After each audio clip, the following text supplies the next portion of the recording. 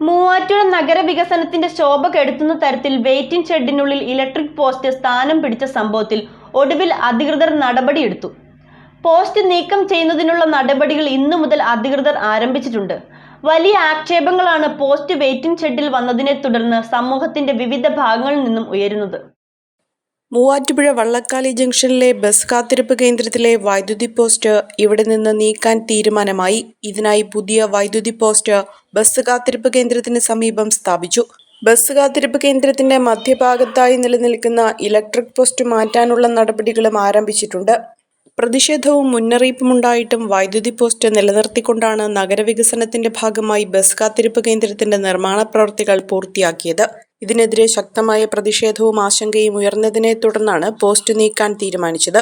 സീലിംഗും tile പാകലും ഉൾപ്പെടെ പണികൾ പൂർത്തിയാക്കിയ ബസ് കാത്തിരിപ്പ് കേന്ദ്രത്തിന്റെ മനോഹാരിതയെയും ഉപയോഗത്തെയും ഒരുപോലെ ബാധിക്കുന്ന രീതിയിലാണ് വൈദ്യുത പോസ്റ്റ് ഉണ്ടായിരുന്നത്.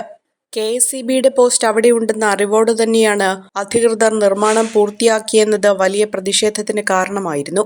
വെയിറ്റിംഗ് ഷെഡിന്റെ മേൽക്കൂര തുരന്ന് പുറത്തേക്ക് നിൽക്കുന്ന പോസ്റ്റിലൂടെ കനത്ത മഴ പെയ്യുമ്പോൾ വെള്ളം നേരിട്ട് ഷെഡിനുള്ളിലേക്ക് പതിക്കുമെന്ന അവസ്ഥയാണ്.